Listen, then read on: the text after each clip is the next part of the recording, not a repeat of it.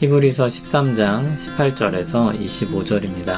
키워드는 기도와 인사, 함께하는 성도들, 은혜에 대한 믿음입니다.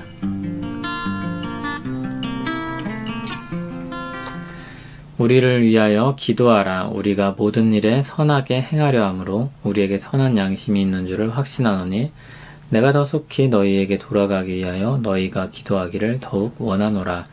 양들의 큰 목자이신 우리 주 예수를 영원한 언약의 피로 죽은 자 가운데서 이끌어내신 평강의 하나님이 모든 선한 일에 너희를 온전하게 하사 자기 뜻을 행하게 하시고 그 앞에 즐거운 것을 예수 그리스도로 말미암아 우리 가운데서 이루시기를 원하노라.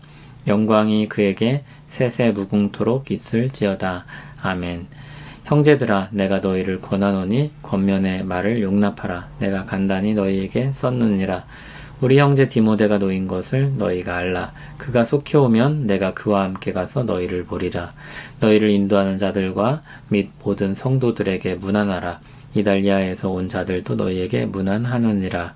은혜가 너희 모든 사람에게 있을지어다. 아멘. 히브리서의 마지막 부분입니다. 18절에서 히브리서 저자는 우리를 위해 기도하라고 권면합니다. 요청합니다. 히브리서 저자는 앞에서 독자들을 가리켜서 말씀의 초보라고 부르기도 했지만 기도도 못할 악유 취급을 하고 있지는 않습니다. 경고의 권면을 했지만 그들을 이단이나 배교자 취급하고 있지 않습니다. 그들은 말씀을 배워야 할 사람이지만 동시에 동역자이기도 했습니다. 19절을 보면 저자는 독자들에게 가기를 바라고 있습니다. 그러나 당장 갈 수 없는 처지에 있습니다. 어떤 상황인지 정확히는 알 수 없습니다. 감옥에 갇혀 있을 가능성도 있습니다. 만일 감옥에서 이것을 쓴 것이라면 부도덕한 일로 감옥에 갇혀 있지는 않을 것입니다. 사회에서 부도덕한 일로 유죄 판결을 받은 후에 이런 설교 편지를 쓰고 있다는 것은 너무 어울리지 않는 것이기 때문입니다. 또 편지를 받아든 독자들은 이 내용을 설교로 받아들이고 있습니다. 그러므로 만약에 이것이 감옥에서 쓴 편지라면 복음으로 인한 것 외에 다른 이유를 들기 어려울 것입니다. 20절, 21절에서 평강의 하나님이 성도들 역시 선한 일에 온전하게 하셔서 그들로 하여금 하나님의 뜻을 이루기를 기도합니다. 하나님은 양들의 큰 목자이신 예수님을 영원한 언약의 피로 이끌어내신 분입니다. 그리스도를 통해서 언약의 백성들을 참된 안식으로 이끄시는 평강의 하나님입니다. 히브리서 저자는 하나님이 예수 그리스도로 말미암아 그 뜻을 이루어질 것을 믿고 기도하고 있습니다. 22절에서 이 편지가 설교의 성격을 가지고 있다는 것을 밝힙니다. 권면의 말을 용납하라고 했는데 이 말은 받아달라는 부탁이나 양해가 아닙니다. 들으라 또는 새기라는 의미로 설교로서의 권면입니다. 23절에서 디모데가 풀려났다는 사실을 알리고 있습니다. 그리고 디모데가 오면 함께 갈 수 있을 것을 기대하고 있습니다. 그는 디모데와 친분을 가지고 있는 사람이며 또 동역할 수 있는 사람입니다. 그러나 우리는 저자를 정확히 알 수 없기 때문에 자세한 정황에 대해서는 말할 수 없습니다. 그러면 이런 언급은 어떤 가치를 가지고 있을까요? 첫째로 역사적인 문서라는 증거가 됩니다. 둘째로 핍박의 상황이라는 현실이 있다는 것을 알게 됩니다. 그래서 이것은 그냥 실험실에서 나온 결과물이 아니라 현실 속에서 고군분투하는 신자들을 위한 말씀이라는 것을 생각하게 합니다. 24절에서 저자는 인사를 전하고 있습니다. 지도자와 모든 성도들에게 인사를 전하고 이달리아에서 온 사람들도 인사를 전합니다.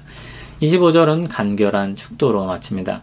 예배를 마치고 축복을 선포하듯이 설교 편지를 마무리하면서 축복을 선언합니다. 축도는 기도가 아니라 선언입니다. 하나님이 믿는 자들에게 은혜 주실 것이라는 선언입니다. 히브리서는 편지로 기록된 설교였습니다. 편지를 읽는 사람들은 그와 교제하던 교류가 있던 성도들이었습니다. 그의 설교와 말과 인사와 정황을 돌아보면 서로 돌아보는 사랑이 들어 있습니다. 앞에서 그가 권면한 말이었기도 했는데 그의 마음과 삶이기도 했습니다. 진지한 사랑의 권면의 말씀입니다. 정상적인 설교자라면 가지고 있을 마음과 삶의 자세입니다. 그는 기도 요청을 하기도 합니다. 앞에서 말씀의 초보라고 언급했던 것은 무시나 폄하라기보다는 성장에 대한 독려와 강조였을 것입니다. 또는 정체되지 않도록 경고한 말이기도 했을 것입니다. 어쨌든 그는 독자들을 수직적인 관계만이 아니라 수평적인 관계에서도 보고 있습니다. 모든 성도는 하나님 앞에서 기본적으로 수평적인 관계입니다. 질서상 가르치는 역할을 맡고 있을 뿐입니다. 그 역시 한 성도이며 도움이 필요한 사람이기도 합니다. 그를 위해서도 기도해야 하는 것입니다. 기도는 모든 것을 하나님의 주권에 맡기는 아주 중요한 믿음의 행위입니다. 기도는 말씀과 분리될 수 없는 것입니다. 말씀을 실현하도록 만드는 능력은 기도에서 나옵니다. 히브리서 저자는 그렇게 자신을 돌아보며 기도해 줄 것을 요청하고 있습니다. 우리는 함께 기도하며 하나님 백성으로 살아가는 교회입니다. 우리는 믿음을 위해 배워야 하고 배운 것을 믿음으로 행해야 합니다. 그리고 행함을 위해서 기도도 해야 합니다. 성도의 삶의 선순환을 만들어내는 고리라고 할 수 있습니다.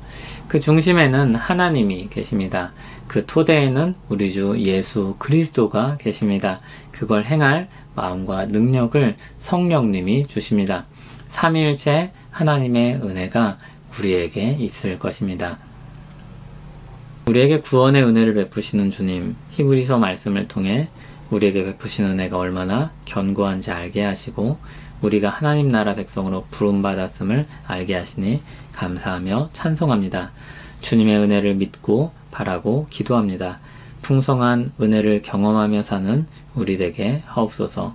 예수님 이름으로 기도합니다. 아멘.